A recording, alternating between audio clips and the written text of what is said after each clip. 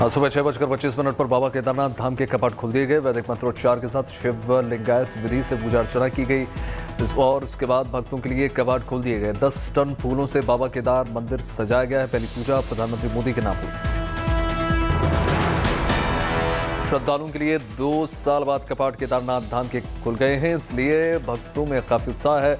भक्तों की आवाजाही से केदार घाटी में रौनक दोबारा लौट आई है। केदारनाथ धाम में जब कपाट खोले गए तब 10,000 से ज्यादा श्रद्धालु वहां मौजूद थे। कपाट खुलने पर पूरा माहौल भक्तिमय हो गया और बाबा केदार धाम के जयकारे से गूंज उठा। कारोबारियों के चेहरे पर भी गजब का उत्साह। बाबा केदारनाथ धाम के कपाट खुलने के वक्त खुद मुख्यमंत्री पुष्कर सिंह धामी भी मौजूद रहे और सारी तैयारियों का उन्होंने जायजा लिया। गौरीकुंड से केदार धाम तक के 21 किलोमीटर के पैदल रास्ते पर भारी तादाद में श्रद्धालु मौजूद रहे जो बाबा के धाम की ओर अग्रसर हैं। कोरोना काल के बंद होने की वजह से इस बार श्रद्धालुओं में गजब का उत्साह देखने को मिला। हालांकि उत्तराखंड सरकार ने एक दिन में दर्शन करने के लिए यात्रियों की संख्या तय कर रखी है। इससे पहले बाबा केदारनाथ की पंचमुखी उत्सव डोली अपने अंतिम रात्रि प्रवास के लिए गौरीकुंड के गौरा माई मंदिर पहुंची। रात्रि विश्राम के बाद भगवान शंकर की प्रतिमा को सुबह तप्त कुंड में स्नान कराया गया। इसके बाद भगवान शंकर और मां गौरी का अभिषेक किया गया। पूजा अर्चना के बाद महादेव और मां गौरी को भोग लगाया गया। इसके बाद डोली ग्रीष्मकालीन प्रवास के लिए केदारनाथ मंदिर पहुंची। भगवान बद्री विशाल के कपाट ग्रीष्मकाल के लिए 8 मई को खुल रहे हैं। इसको लेकर प्रशासन ने तैयारियां जोर पर चालू कर दी हैं। जोशीमठ प्रशासन यात्रा शुरू होने से पहले सड़क मार्ग को दुरुस्त कर लेना चाहता है, इसलिए बद्रीनाथ राजमार्ग पर सड़क कटिंग का कार्य तेजी से चल रहा है। बिजली, पानी, स्वास्थ्य और साफ सफाई को लेकर भी प्रशासन मुस्तैद नजर आ रहा है। अदालत के आदेश पर आज काशी विश्वनाथ ज्ञान व्यापी मस्जिद का सर्वे होगा। अदालत की तरफ से नियुक्त कमिश्नर इसका सर्वे कराएंगे। इस सर्वे में यह देखा जाएगा कि मां का श्रृंगार, गौरी और दूसरे विक्रम के दूसरे देवताओं की स्थिति क्या है। 10 मई से पहले कोर्ट में सर्वे की रिपोर्ट का जमा करना होगा। 10 मई को ही रिपोर्ट पर सुनवाई होगी। दूसरी ओर मुस्लिम पक्ष ने कहा है कि वो अदालत के इस फैसले का विरोध करते हैं। आज कांग्रेस के नेता राहुल गांधी हैदराबाद पहुंच रहे हैं और तेलंगाना में किसान संघर्ष सभा में शामिल होंगे। राहुल गांधी आज और कल तेलंगाना रहेंगे। दूसरी बार उत्तर प्रदेश के मुख्यमंत्री बनने के बाद योगी आदित्यनाथ आज थोड़ी देर पहली बार अयोध्या पहुंच रहे हैं। पिछले कार्यकाल के दौरान मुख्यमंत्री योगी केवल अयोध्या में ही 40 से अधिक बार अलग अलग मौकों पर पहुंचे थे। यहां पर वो रामलला के दर्शन करेंगे। जानकारी के मुताबिक मुख्यमंत्री योगी मंदिर निर्माण की प्रगति का भी जायजा लेंगे। गुप्तार घाट पर महाराणा प्रताप की प्रतिमा का अनावरण करेंगे। गृहमंत्री अमित शाह आज कल बंगाल दौरे पर हैं। उन्होंने कल ममता सरकार पर जमकर हमला बोला और सीए को लागू करने की वकालत की। आज अमित शाह के पूर्व भारतीय क्रिकेट कप्तान सौरव गांगुली से मिलने की संभावना है। इसके बाद गांगुली के बीजेपी में शामिल होने को लेकर भी अटकलें तेज हो गई हैं। गृहमंत्री अमित शाह विक्टोरिया मेमोरियल में आयोजित होने वाले कल्चर प्रोग्राम में भी शामिल होंगे। इस कार्यक्रम में सौरव गांगुली की पत्नी डोना गांगुली भी नृत्य परफॉर्मेंस करेंगी। पंजाब कांग्रेस के कार्यकर्ताओं के नवजोत सिंह सिद्धू पर आरोपों की जांच के लिए आज चंडीगढ़ में कांग्रेस अनुशासन समिति की बैठक होने वाली है, जिसमें पंजाब कांग्रेस के पूर्व अध्यक्ष नवजोत सिंह सिद्धू पर फैसला होने की उम्मीद है। सिद्धू पर पार्टी विरोधी गतिविधियों का आरोप है। राजस्थान में हाल ही में हुए दंगों को लेकर बॉलीवुड अभिनेत्री कंगना रनौत ने गहलोत सरकार पर निशाना साधा है। कंगना ने कहा है कि राजस्थान में दंगे चल रहे हैं तो यहां ऐसी सरकार लाइए जो दंगों को कंट्रोल कर सके। आप चाहें तो उत्तर प्रदेश से बुलडोजर भिजवा दें। तेजिंदर बग्गा को पंजाब पुलिस ने गिरफ्तार कर लिया है। मोहाली पुलिस ने तेजिंदर के खिलाफ साइबर सेल में मामला दर्ज किया है। इसी मामले में अब गिरफ्तारी हुई है। बग्गा की गिरफ्तारी पर अब राजनीति भी तेज हो गई है। बीजेपी नेताओं ने पंजाब की भगवंत मान सरकार पर निशाना साधा है। तेजिंदर पाल सिंह बग्गा पर आरोप है कि उन्होंने दिल्ली के मुख्यमंत्री अरविंद केजरीवाल के खिलाफ आपत्तिजनक शब्दों का इस्तेमाल किया और समाज को धर्म और जाति के आधार पर बांटने की कोशिश की। हरिद्वार के अलकनंदा होटल का 21 साल विवाद पुराना अब खत्म हो गया। उत्तर प्रदेश के मुख्यमंत्री योगी आदित्यनाथ ने उत्तराखंड के सीएम को मालिकाना हक सौंप दिया है। हरिद्वार में उत्तर प्रदेश सरकार को नया होटल मिल गया है। 100 कमरों के पर्यटक आवास गृह का मुख्यमंत्री योगी ने उद्घाटन किया। अवैध खनन के मामले में झारखंड समेत कई राज्यों में ईडी की बड़ी कार्रवाई तेज हो गई है। झारखंड, बिहार और 18 जगहों पर ईडी ने एक साथ छापेमारी शुरू कर दी। रांची में आईएएस अधिकारी पूजा सिंघल ने सरकारी आवास और उनके पति के आवास सहित कई जगह पर ईडी की रेड जारी की। व्यवसायी अमित अग्रवाल के भी कई ठिकानों पर छापेमारी हो रही है। नोएडा में ट्रैफिक नियमों की अनदेखी करने वाले और आपराधिक गतिविधियों में लिप्त लोगों को पर अब हाईटेक कैमरों से नजर रखी जाएगी। किसी भी अपराध को अंजाम देकर भागने वाले और नंबर प्लेट बदलकर गाड़ी चलाने वाले भी कैमरे की मदद से पुलिस की गिरफ्तारी में होंगे। नोएडा अथॉरिटी शहर के 84 चौराहों पर 1065 हाई डेफिनेशन कैमरे लगा रही है। कई जगहों पर कैमरों ने काम करना भी शुरू कर दिया है। अथॉरिटी इस परियोजना पर 64 करोड़ खर्च कर रही है।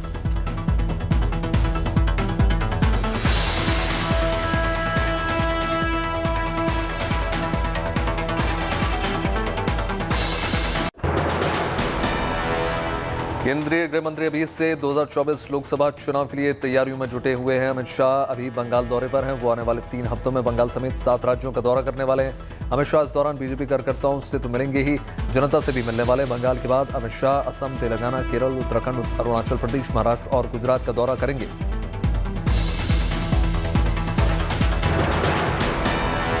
आज केरल के दौरे पर बीजेपी अध्यक्ष जेपी नड्डा जा रहे हैं और कोझिकोड पहुंचेंगे। वहां से वो केरल बीजेपी अध्यक्ष के सुरेंद्रन की बेटी में शामिल होंगे। शाम को नड्डा कोझिकोड बीच पर एक विशाल जनसभा को संबोधित करेंगे। 9 मई को दिल्ली कांग्रेस वर्किंग कमेटी की बैठक होने वाली है। पार्टी मुख्यालय 24 अकबर रोड में बैठक होगी, जिसमें सोनिया गांधी, राहुल गांधी भी शामिल होने जा रहे हैं। नव संकल्प शिविर पर चर्चा के लिए बैठक होने वाली है। 13 मई से 15 मई तक राजस्थान के उदयपुर में नव संकल्प शिविर का आयोजन होना है। पार्टी के सभी बड़े नेता शामिल होंगे।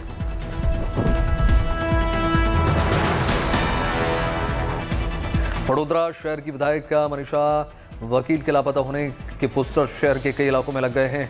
स्थानीय लोगों का आरोप है कि वो अपने विधानसभा क्षेत्र में दिख नहीं रही हैं। मनीषा वकील गुजरात सरकार में महिला एवं बाल विकास मंत्रालय में मंत्री हैं। गुजरात में चुनाव आने वाला है, ऐसे में इलाके में पोस्टर लगने में मनीषा वकील को दिक्कत हो सकती है। पंजाब के लुधियाना में महाराजा जस्सा सिंह रामगढ़िया की जयंती पर एक कार्यक्रम का आयोजन किया गया, जिसमें पंजाब के मुख्यमंत्री भगवंत सिंह मान भी शामिल हुए। कार्यक्रम में उन्होंने कई लोगों को सम्मानित भी किया। पूरे पंजाब में महाराजा जस्सा सिंह की जयंती बनाई जा रही है।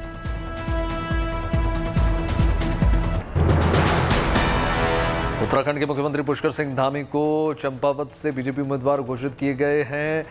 यहां 31 मई को चुनाव होने वाला है। 3 जून को मतगणना होगी। 4 मई को अधिसूचना जारी हो चुकी है। 11 मई तक नामांकन किया जा सकेगा। उत्तराखंड का मुख्यमंत्री बने रहने के लिए धामी को 6 महीने के अंदर विधानसभा सदस्य बनना जरूरी है। दिल्ली में 1 अक्टूबर से बिजली सब्सिडी केवल उन्हीं लोगों को मिलेगी जो इसकी मांग करेंगे। दिल्ली के मुख्यमंत्री अरविंद केजरीवाल ने कहा है कि हम लोगों को ऑप्शन देंगे कि बिजली सब्सिडी की आपको ज़रूरत है या नहीं। जो लोग नहीं चाहेंगे उन्हें बिजली की सब्सिडी नहीं मिलेगी। दिल्ली सरकार के इस फैसले पर बीजेपी ने हमला किया है। बीजेपी ने कहा है कि भ्रष्टाचार की वजह से मुफ्त बिजली सब्सिडी मॉडल फेल हो गया है।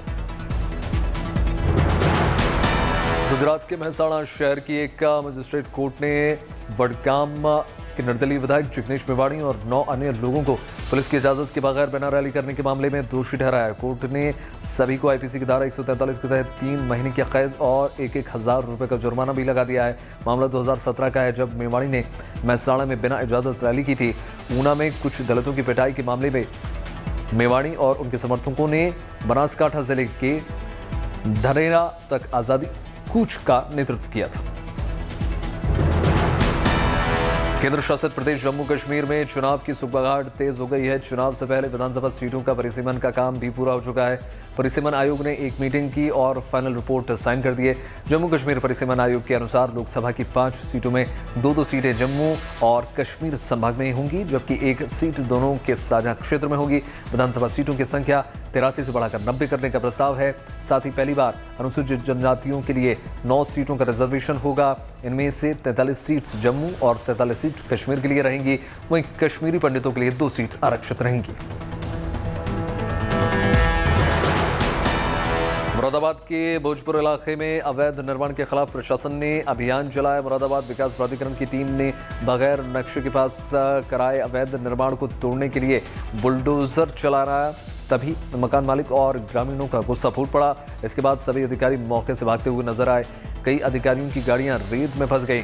पुलिस और कर्मचारियों ने उन गाड़ियों को धक्का देकर बाहर निकाला।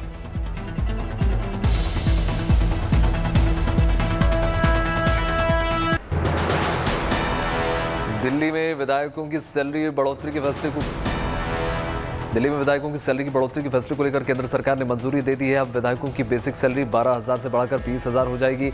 अब तक भत्तों समेत कुल विधायकों को 54,000 मिलते थे, लेकिन ये अब बढ़कर 90,000 हो जाएगी।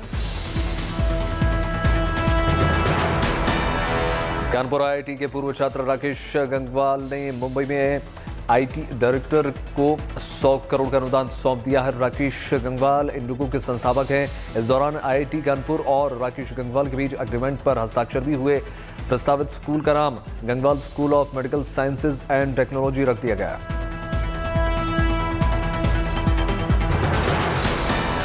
लखनऊ में सड़कों पर ट्रैफिक को स्मूथ करने के लिए आज से अतिक्रमण हटाओ अभियान शुरू कर रहा है। इस दौरान सड़क पर खड़े रहने वाले वाहनों से जाम की स्थिति बनती है और इसे खत्म करने के लिए सड़क पर अतिक्रमण हटाओ अभियान चलेगा।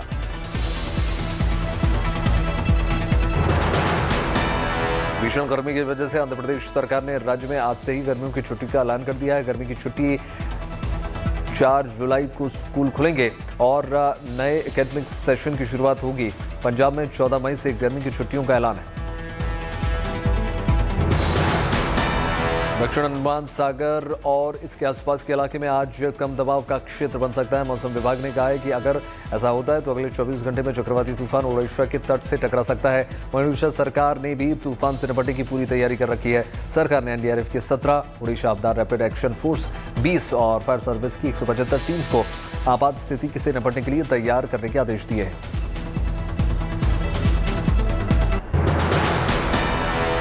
दरभंगा में महज घंटे भर की बारिश में पूरा शहर पानी पानी हो गया।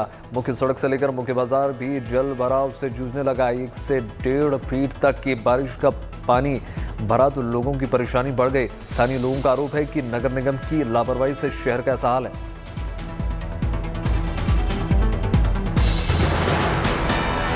पाकिस्तान में सक्रिय हुए पश्चिमी विक्षोभ से जैसलमेर के रेगिस्तानी इलाकों में मौसम में अचानक बदलाव और कई इलाकों में जहां जमकर ओलावृष्टि हुई, पूरा इलाका सफेद ओलों की सफेद चादर में तब्दील हो गया। मौसम बदलने से लोगों को गर्मी से राहत जरूर मिली है।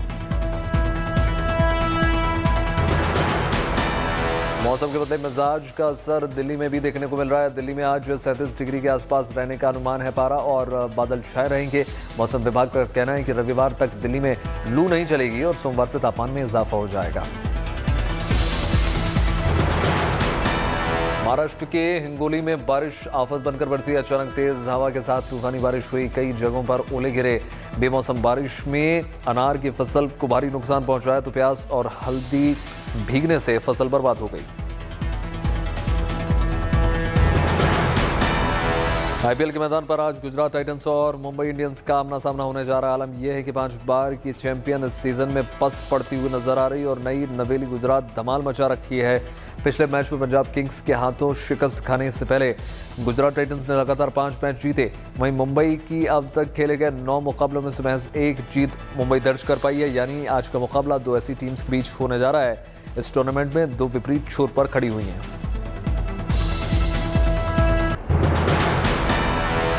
राजस्थान में आम आदमी पार्टी ने जयपुर में पार्टी कार्यालय खोलकर चुनावी अभियान की शुरुआत कर दी। इस मौके पर सुंदर पाठ किया गया। राजस्थान के प्रभारी दिल्ली के विधायक विनय मिश्रा ने कहा कि हम कोई भी काम पूजा पाठ से शुरू करते हैं, इसे धर्म के नजरिए से नहीं देखा जाना चाहिए। उन्होंने कहा कि गुरुद्वारे में लड्डू भी बंटवाए गए थे।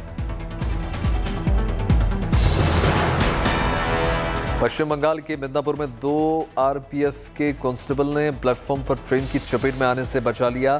ट्रेन के चलते एक महिला ट्रेन से उतर गई, जिसके बाद उसने अपना संतुलन खो दिया और वो ट्रेन के साथ घसने लग गई, लेकिन दोनों सिपाहियों ने उसे दूसरी तरफ खींच लिया और महिला की जान बचा ली।